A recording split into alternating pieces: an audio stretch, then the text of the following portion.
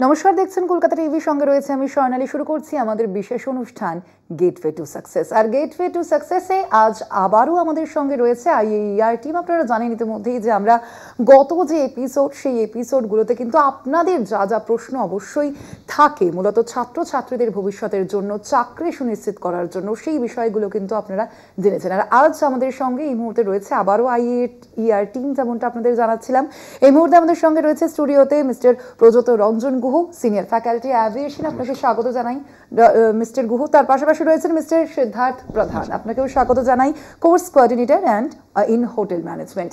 আর এই বিষয়ে আমরা অবশ্যই আলোচনায় তো আসবো, আপনারা বুঝতেই পারছেন আজকের আমাদের যে আলোচনা, সেই আলোচনা কিন্তু মূলত অ্যাভিয়েশন এবং তার পাশাপাশি হোটেল ম্যানেজমেন্ট নিয়ে। এবং আমি প্রথমেই আসবো মিস্টার গুহ আপনার কাছে, যে মূলত আইএইআর, অবশ্যই মানুষ এই নামটা জানে, কিন্তু মানুষ কেন আইএইআরকেই চুজ করবে সব থেকে প্রথমে? কারণ আপনারাও জানেন বা আমরাও জানি যে রাজ্যে বা দেশে কিন্তু এরকম বহু প্রতিষ্ঠান আছে, তাহলে আইএইআর কেন? আজকের দিনে দাঁড়িয়ে ওয়েস্ট বেঙ্গলে প্রথম কলেজ হচ্ছে আইএইআর, যারা ডিগ্রি ইন এভিয়েশন শুরু করেছে। যেই কোর্সটা আমরা অফার করি, bachelors in aviation operation, it is the first college in West Bengal যারা এখানে ওয়েস্ট বেঙ্গলে প্রথমবার একটা আজ পর্যন্ত শুধু আমরা দেখছিলাম ডিপ্লোমা, বিভিন্ন রকমের ইনস্টিটিউশনস আছে যারা ডিপ্লোমা কোর্স অফার করে, আজকের দিনেও করে যাচ্ছে। কিন্তু আইএআর হচ্ছে একমাত্র ইনস্টিটিউট যেখানে ডিগ্রি ইন এভিয়েশন, মানে আপনি একটা প্রপার ব্যাচেলার্স ডিগ্রি করতে পারছেন একটা এভিয়েশন ইন্ডাস্ট্রির ওপরে, and the only college is IAR in today's date. And the first college, I must say, it is the first college in West Bengal. আর mister Guha, মূলত আইএইআর এভিয়েশনের ক্ষেত্রে ঠিক কি কি প্রোভাইড করেন আপনারা? ম্যাম, প্রথমত আইএইআর এভিয়েশনে আমরা শুরু করি একদম বেসিক থেকে, যেখানে আমরা কথা বলি প্রথম এভিয়েশন ইন্ডাস্ট্রিটা শুরু হলো কোথা থেকে, কিভাবে একটা জাহাজ আমাদের প্রথম আবিষ্কার হলো, কারা করলো, কিভাবে করলো, তারপর একটা জাহাজ ওড়ে কিভাবে, তারপরে ধীরে ধীরে তারপর আমরা টেকনিক্যালের দিকে যাই, যেরকম আমাদের বিভিন্ন এভিয়েশনও বিভিন্ন সেক্টরস আছে যেখানে ছেলেমেয়েরা কাজ করতে পারে। তার মধ্যে কিছু হচ্ছে গ্রাউন্ড স্টাফ, তাদের কিছু পার্টিকুলার ট্রেনিং থাকে, সেগুলো আমরা এখানে দিই। তা অ্যাট দ্য সেম টাইম আমরা যখন কেউ কিছু কিছু বাচ্চারা তারা যাবে হচ্ছে কেবিন ক্রুতে, তাদেরকে কীরকমভাবে ট্রেনিং করলে হয়, তাদেরকে ঠিক পার্টিকুলারলি ওই ট্রেনিংগুলোই দেওয়া হয় এখানে। And at the same time আপনার ধরুন, আপনি যদি এবার একটু টেকনিক্যাল দিকে যেতে চান, যেরকম ডিসপ্যাচারের দিকে যেতে চান, তাহলে আমরা সেইভাবেও কোর্সটা এমনভাবে ম্যাকআউট ইউনিভার্সিটি তৈরি করেছে যেখানে আমরা একটা ওভারঅল একটা ইন্ডাস্ট্রি যতগুলো আমাদের বাচ্চারা যেখানে চাকরি করতে পারে কোর্সটা করার পর, সেই প্রত্যেকটা জায়গা কভার করা আছে এই কোর্সের মধ্যে। একেবারেই। মিস্টার প্রধান, আমি আপনার কাছে আসবো এরপর, যে এই যে হোটেল ম্যানেজমেন্টের পার্টটা ধরুন আপনারা দেখেন, আপনি দেখেন মূলত, তো সেক্ষেত্রে এই হসপিটালিটি ট্রেনিংটা, এইটা ঠিক কি? হসপিটালিটি ট্রেনিং দেখুন, বেসিক্যালি এটা আমাদের 4 বছরের কোর্স। এখানে আমরা বাচ্চাদের এটাই শেখাই, apart from the bookish knowledge, আমরা রিয়েল মানে হোয়াট আর দ্য চ্যালেঞ্জেস, মানে যেটা হোটেলে ফেস করতে হয়, এই রোল প্লেগুলো আমরা করাই। মানে বই তো আছেই, বই পড়াশোনায় যেটা কোর্সে যে বেসিক যেগুলো থাকে সেগুলো আছেই। Apart from that role play exercises আমরা করাই। তারপরে সেকেন্ড ইয়ারে ওদের একটা 6 মান্থসের ইন্ডাস্ট্রিয়াল ট্রেনিং হয়, যেখানে ওরা একটা 5 স্টার হোটেল প্রপার্টিতে গিয়ে বিভিন্ন সেক্টরে 15 দিন অন্তর অন্তরে ডিফারেন্ট সেক্টরসে গিয়ে ওরা অ্যাজ আ স্টাফ কাজ করে। এটাতে ওরা কি পাচ্ছে, they will get to know যে অ্যাকচুয়ালি আমাদের কী করতে হয়। মানে আমরা বইতে তো পড়লাম, বাট হ্যাঁ, ইন প্র্যাকটিস কীরকম হয়, হোয়াট আর দ্য চ্যালেঞ্জেস, আমরা কী ফেস করছি, এই জিনিসগুলো ওরা ম্যাম দেখে। মানে এখানে কি কি অভিজ্ঞতা রয়েছে মিস্টার প্রধান? এখানে অভিজ্ঞতা বলতে গেলে ম্যাম, যেরকম হোটেলসের 4টে বেসিক সেক্টরস, যেগুলো ফ্রন্ট অফিস হলো, হাউসকিপিং, তারপরে food production, food and beverage service, এই 4টে মেজর সেক্টরে ওরা কাজ করে as a trainee staff in a 5 star property. Apart from that আমরা নাসিকেও নিয়ে যাই বাচ্চাদের, যেখানে আপনি ভালো করে জানেন নাসিকে আমাদের একটা ওয়াইনের ফ্যাক্টরি আছে, সেখানেও আমরা বাচ্চাদের নিয়ে যাই। ওয়াইন কীভাবে প্রোডাকশন হয়, ওয়াইনে কী কী স্টেপ বাই স্টেপ কীভাবে বানানো হয়, কোন মেশিনারিজগুলো ইউজ হয়, সেটাও আমরা এই কোর্সের মাঝখানে রেখেছি। মানে সেখানে কি এই সমস্ত কিছু একেবারে হাতে কলমে শেখানো হয়? Exactly, ma'am. মানে people who are experienced in the factory, people who are very much knowing about the job in the factory, ওরা আমাদের স্টুডেন্টসদের ট্রেনিং দেয় with by giving a live example, মানে এইভাবে হচ্ছে, এইভাবে ফার্মেন্টেশন হচ্ছে, এইভাবে ক্রাশিং হচ্ছে গ্রেপসের, এগুলো দেখানো হয়। আচ্ছা মিস্টার গুহ, আপনার কাছে আসবো যে এই যে কোর্স যে শেষ হচ্ছে, মূলত আমাদের মানে যারা দেখছেন আমাদের আজকের এই অনুষ্ঠান, দর্শকরা, তাদের মূলত যাদের নিজেদের সন্তানদের যে চিন্তা থাকে, তাদের যে মূলত ভবিষ্যতে তারা চাকরি পাবে কিনা, এই যে কোর্সগুলো রয়েছে, এই কোর্সগুলোর পর চাকরির সুনিশ্চিতকরণ কিভাবে করেন? ম্যাম, এটার উত্তর দিতে গেলে আমাদেরকে প্রথমত ভাবতে হবে আজকের দিনে আমরা IAR অফার করছে ব্যাচেলার্স ইন এভিয়েশন। এভিয়েশনের সিচুয়েশনটা কতটা, মানে চাকরি আছে কি না আদৌ, সেটা আমাদের বাবা মাদের প্রথমে বুঝতে হবে। যেখানে আমি একটু ছোট উদাহরণ দিয়ে দিচ্ছি, যেখানে আজকের দিনে দুটো বড় বড় এয়ারলাইন তো আছে 3-4টে বড় বড়, বাট তার মধ্যে দুটো সবচেয়ে বড় এয়ারলাইন, সেটা হচ্ছে ইন্ডিগো আর তার সাথে হচ্ছে আমাদের এয়ার ইন্ডিয়া। এবার তার মধ্যে ইন্ডিগোর কাছে প্রত্যেক দিন ইন্ডিগো অল ওভার ইন্ডিয়া থেকে 2000 এয়ারক্রাফট চড়াচ্ছে, কারণ ওদের কাছে 409টা এয়ারক্রাফট আজকের দিনে দাঁড়িয়ে আছে। And at the same time air ইন্ডিয়ার কাছে হচ্ছে 148 এয়ারক্রাফটস। এর ওপরে এরা অর্ডার করেছে, ইন্ডিগো অর্ডার করেছে 1000 aircrafts and air India order করেছে 500 এয়ারক্রাফটস। এভরি 45 ডেজ এই এয়ারক্রাফটগুলো ডেলিভার্ড হয় এয়ারবাস থেকে টু দ্য পার্টিকুলার এয়ারলাইন। এবার আপনি ভেবে নিন আগামী কিছু বছরের মধ্যে, আজকের দিনে যদি জানেন, আপনি যদি মার্কেট দেখেন, মার্কেট রেশিও দেখেন, তাহলে the aviation industry is the third largest after US and China. Aviation industry is the third largest, যেখানে আমরা অল ওভার দ্য ওয়ার্ল্ড আমরা বলছি থার্ড লার্জেস্টে দাঁড়িয়ে আছি, যেখানে আমরা আজকের দিনে 14.4 বিলিয়নে আছি।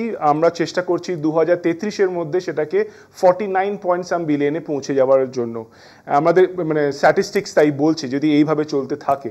তো একটা বিশাল বড় স্কোপ রয়ে গেছে এভিয়েশন ইন্ডাস্ট্রি। জাস্ট শুধু গ্রাউন্ড স্টাফ বলুন বা কেবিন ক্রু বলুন, যেটা সবসময় মা বাবাদের চোখের মধ্যে আসে, খুব ঝলমলো ব্যাপার, খুব মানে খুব গ্ল্যামারাস ইন্ডাস্ট্রি। অফকোর্স এটা glamorous industry, at the same time খুব টেকনিক্যালও আর খুব কাজ, যার জন্য আমরা 4 বছর ধরে বাচ্চাদেরকে প্রত্যেকটা জায়গাতে শেখানো হয় কিভাবে কি করে কোন জিনিসটা হ্যান্ডেল করতে হয়। প্রপার নলেজ না থাকলে, আমি যদি একটা জিনিসের প্রতি আমার প্রপার নলেজ না থাকে, তাহলে আমি সেটাকে কখনো সেল করতে পারবো না। আমি সেই জিনিসের উপরে কখনো জিনিসটাকে অন্যদেরকে আমি সার্ভিসটা দিতে পারবো না সেইভাবে। তো প্রপার একদম ডিপে গিয়ে নলেজটা দেওয়া, অ্যান্ড তারপরে 4 বছর পর এটাকে কাল্টিভেট করতে করতে যখন ওরা বেরোবে পাশ করার পর, আজ থেকে 4 বছরের পরে ম্যাম আজকের দিনে যা জব অপরচুনিটি আছে তার থেকে অনেক অনেক অনেক বেশি। And at the same time ওরা এয়ারলাইনরাও চায় যে কিছুটা বাচ্চারা জেনে শুনে আসুক। আমরা যখন এয়ারলাইনে কাজ করতাম তখন আমরা একদম নর্মাল একটা বিকম অনার্স পাস করে ঢুকে গেছিলাম, যেখানে আমরা প্রথম দিন থেকে কিছু জানতাম না। আমাদেরকে একদম শুরু থেকে জানা, মানে ফ্রম দ্য স্ক্র্যাচ আমরা শুরু করতাম, শিখতে শুরু করতাম যে প্লেন ব্যাপারটা কি, কোনটা কি।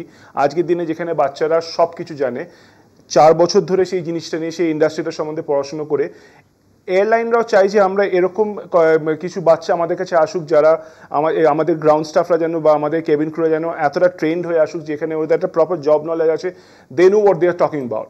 একেবারে মিস্টার গুহ, আরো একটা বিষয় আপনি যেভাবে বলছিলেন, বোঝাই যাচ্ছে যে মানে যারা আসে আপনাদের কাছে, IAR এর কাছে যারা আসে, তারা কিন্তু একটা বড় স্বপ্ন নিয়ে আসে। সেক্ষেত্রে এই এভিয়েশন যে প্রোগ্রাম, সেই প্রোগ্রামের অন্তর্গত ঠিক কি কি বিষয় আপনাদের ওখানে পড়ানো হয় বা শেখানো হয়?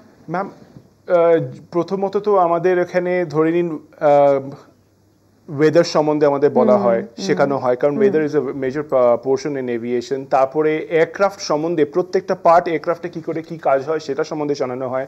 তারপরে এয়ারপোর্টে কতগুলো কাজ হয়, এয়ারপোর্টে কী কী সেগমেন্টে কাজ হয় সেগুলো জানানো হয়। শুধু শেখানো হয় না ক্লাসরুমের মধ্যে ম্যাম, আমরা আমাদের সাথে দুর্গাপুর এয়ারপোর্টে টাই আপ আছে, যেখানে আমরা দুর্গাপুর এয়ারপোর্টে গিয়ে বাচ্চাদেরকে 2 সপ্তাহ ধরে একটা কমপ্লিট ট্রেনিং দিই। প্রত্যেকটা কর্নারে গিয়ে এয়ারপোর্টের কোন কর্নারে কিভাবে কি হয়, কি হচ্ছে না হচ্ছে, এটা কিসের দরকার, একটা রানওয়েতে পৌঁছতে গেলে প্লেনটা কোন রাস্তা দিয়ে যাবে, রানওয়েতে কোথায় গিয়ে দাঁড়াবে, কিভাবে প্লেনটা কতটা স্পিডে উঠছে, সেগুলো সব একটা কমপ্লিট নলেজ ইন্ডাস্ট্রিটার সম্বন্ধে। অবভিয়াসলি কয়েকদিন পর হয়তো গিয়ে পাস করার পর কেউ চলে যাবে অ্যাজ আ গ্রাউন্ড স্টাফ কাজ করবে, কেউ অ্যাজ আ কেবিন ক্রু কাজ করবে, বা কেউ কোনো টেকনিক্যাল পজিশনে গিয়ে বসবে।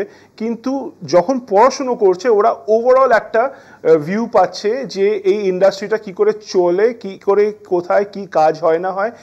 সেই 2 সপ্তাহ ট্রেনিংটা যেটা আমাদের দুর্গাপুর এয়ারপোর্টে হয় ওটা প্রচণ্ড রিগারাস হয় অ্যান্ড ওটা প্রচণ্ড ইন্টেন্স হয়, যেটা বাচ্চাদেরকে একটা বাইরে ক্লাসরুম থেকে বেরিয়ে প্রথমবার একটা এয়ারপোর্ট দেখে, সবাই তাই হয় যে সবাই বাইরে গিয়ে প্রথমবার দেখছে। তো একটা দুর্দান্ত ওদের এক্সপিরিয়েন্স থাকে, যেটা ওরা প্রচণ্ড পরবর্তীকালে পড়াশোনা যখন করছে প্র্যাকটিক্যালের সাথে থিওরিটা খুব ভালো করে ওরা ম্যাচ করতে পারে। যখন তারা একেবারে প্রথম দেখেন মিস্টার গুহ, আপনি বলছেন কেমন তাদের অভিজ্ঞতা হয়? ম্যাম ওরা তো প্রথম দিন যখন ঢোকে তখন ওরা একদম মানে সারপ্রাইজড হয় যে স্টান থেকে যে এত বড় একটা জিনিস, এত বড় একটা মেশিন উঠছে কি করে, মানে সামনাসামনি, মানে স্বপ্নটা সামনে পুরো। একদমই তাই, একদমই তাই। যেটা আমি পড়াশোনা করেছিলাম ক্লাসরুমে, তার কয়েকদিন পর গিয়ে যখন সেটা দেখছে ওখানে গিয়ে, তখন ওরা রিলেট করতে, আচ্ছা স্যার এটা বলেছিলেন তাই তার জন্য এটা হচ্ছে, স্যার কিন্তু এটাই বলেছিলেন, স্যার কিন্তু ওটাই বলেছিলেন। রিলেট, এই যে রিলেট করাটা, তাতে কিন্তু নলেজটা কিন্তু একটা, হ্যাঁ, একটা থিওরিটাকে যে পিকচারাইজ করতে পারছি সামনাসামনি, সেটা একটা খুব হেল্প করে বাচ্চাদেরকে শেখবার জন্য বা জানার জন্য। অ্যাট দ্য সেম টাইম বাকি এয়ারলাইনদেরকেও এয়ারপোর্টে গিয়ে দেখতে পারে যে কাজ করছে, যেরকম দুর্গাপুর এয়ারপোর্টে সবটাই ইন্ডিগো চালায়, ইন্ডিগো স্টাফেদের দেখছে কিরকমভাবে দৌড়দৌড়ি করে কাজ করছে। এটা ওদেরকেও একটা প্রচণ্ডভাবে ইন্সপিরেশন দেয় যে একটা আমাদেরকেও এরকমভাবে পৌঁছতে হবে, আমাদেরকে এই জায়গাটাতে যেতে হবে, আমাদেরকে এইভাবে কাজ করতে হবে, আমাদেরকে ঠিক ওরকমভাবে ওই গ্রুমিং স্ট্যান্ডার্ডটা মেনটেন করতে হবে। একেবারে। মিস্টার প্রধান, আমি আপনার কাছে আসবো। এই যে আমরা এভিয়েশনের পার্টটা তো শুনলাম, কিন্তু তার পাশাপাশি হসপিটালিটি যে সেগমেন্টটা রয়েছে সেখানে মূলত ঠিক কি কি স্কোপ রয়েছে? ম্যাম হসপিটালিটি স্কোপ দেখুন, অ্যাপার্ট ফ্রম হোটেলস আপনার ট্যুরিজমে আছে, আপনার ক্রুজ লাইনার্সে, ইন্টারন্যাশনাল ক্রুজ লাইনার্স আছে, এগুলোতেও ভালো অপরচুনিটি পাওয়া যায়। প্লাস আপনি এখন যদি কলকাতায় ক্ষেত্রে দেখবেন, ভালো গুড চেঞ্জ। আইটিসি তো আগে ছিল, এখন আইটিসি রয়্যালও হয়ে গেছে, পাশাপাশি ম্যারিয়েটসও আছে, হায়াত রিজেন্সি আছে। ইভেন কলকাতাতে আপনি দেখবেন ছোটো ছোটো চেইনস অফ রেস্টুরেন্টস, মানে স্পেশালিটি রেস্টুরেন্টসগুলো প্রচুর খুলেছে। তা not only in India, I would say there is uh, মানে বাইরের দেশেও মানে জব অপরচুনিটিসগুলো হিউজ স্টুডেন্টসদের ক্ষেত্রে। দুবাই আমরা এমনিতেই ইন্টারন্যাশনাল আমাদের প্লেসমেন্ট আছে, লাইক দুবাইতে, কাতারে, থাইল্যান্ড হলো, মলডিভস হলো, এখানে আমরা প্লেসমেন্ট দিই। আর একটা খুব মজার জিনিস হলো, যেটা প্রযুত স্যার বললো, যে অ্যাপার্ট ফ্রম বুক বাচ্চারা যখন লাইভ দেখতে পাচ্ছে, একটা এক্সপিরিয়েন্স করছে আইআরে এসে, সেটা হলো ম্যাম, আমি তো একটা আপনাকে বললাম আইটি আছে 6 মাসের, তাছাড়াও আমরা 2 দিনের একটা মানে বাচ্চাদের একটা হোটেলে পাঠাই বিং আ গেস্ট, মানে so that they can experience, মানে as a guest what are the luxuries, কী ওরা ডিমান্ড, কি ভালো লাগে, মানে এই জিনিসগুলো থাকা উচিত হোটেলে, এইটা মানে কী কী ডিজায়ার্স, এইটার জন্য আমরা 2 দিন আমাদের স্টুডেন্টদের একটা হোটেলে পাঠাই বিং আ গেস্ট। ওরা গিয়ে হোটেলে থাকে, ডিফারেন্ট সেকশনসগুলো দেখে, ওটাও একটা ওদের পার্ট অফ দ্য ট্রেনিং হয়ে যায় ম্যাম। এই যে পড়াশোনার একেবারে, অর্থাৎ বোঝাই যাচ্ছে যে আইএআর কিন্তু তার একেবারে প্র্যাকটিক্যালি ইমপ্লিমেন্টেশন করে, এবং সেখানে তারপর ছাত্রছাত্রীরা আপনাদের এসে তাদের যে এক্সপিরিয়েন্স জানান। ম্যাম ছাত্রদের এক্স্যাক্টলি বলতে গেলে ম্যাম, আমাদের সময় যখন ওয়েন উই ওয়ার স্টুডেন্টস, আমাদের সময় আমরা আমাদের ক্ষেত্রে 70% বুকস পেতাম, আমরা বুকসের নলেজ নিয়ে চলতাম, আর 30% ওয়াজ দেয়ার যেখানে আমাদের প্র্যাকটিক্যাল আমরা খালি ট্রেনিং পেতাম। অ্যাকচুয়াল যে কীরকম অপারেশনস হয় হোটেলে সেটা দেখতে পেতাম। বাট এখনকার দিনে আইআরে আমরা যেটা অফার করছি বাচ্চাদের, হোটেল ম্যানেজমেন্ট হোক অথবা এভিয়েশনে হোক, আমরা স্টাডিজ রাখছি থিওরি, বাট আমরা 60% প্র্যাকটিক্যালে প্রেশারাইজ করছি, so that they get to know about the daily challenges they need to face in the daily operations. একেবারে। আচ্ছা মিস্টার গুহ, আপনার কাছে আসবো এই বিষয়টা নিয়ে, যে ওনার কাছ থেকেও শুনলাম যে প্লেসমেন্টের বিষয়, এভিয়েশনের ক্ষেত্রে এই প্লেসমেন্টটা যদি আরেকবার বলেন। ম্যাম এভিয়েশনের ক্ষেত্রে সত্যি কথা বলতে গেলে আজকের দিনে ম্যামথ হচ্ছে ইন্ডিগো। আমাদের চেষ্টাই থাকবে হচ্ছে যে বাচ্চাদেরকে যতটা, কারণ ধরে নিন আজকের দিনে দাঁড়িয়ে কলকাতা এয়ারপোর্টের কথা বলছি, প্রত্যেক দিন কলকাতা এয়ারপোর্ট থেকে যায় হচ্ছে 130টা ফ্লাইট শুধু ইন্ডিগোর। সেকেন্ড হচ্ছে এয়ার ইন্ডিয়া, যাদের ভাইয়ের 20খানা ফ্লাইট মতো যায়।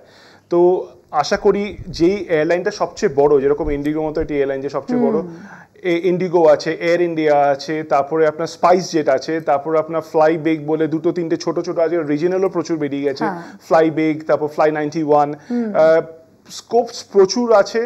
অ্যান্ড অবভিয়াসলি প্রত্যেকটা আমাদের ক্যাম্পাস ইন্টারভিউতে ধরুন 15 জন বসলাম একসাথে, কিন্তু সেই দিনকে হয়তো 15 জন সিলেক্ট হলো না, সেদিনকে হয়তো মাত্র 3 জন হলো। কিন্তু তারপরে আরেকদিন আরেকটা এয়ারলাইন আসবে, বাকি যে আমাদের আরো 12 জন পড়ে আছে সেখান থেকে ধরো আরো 5 জন হলো।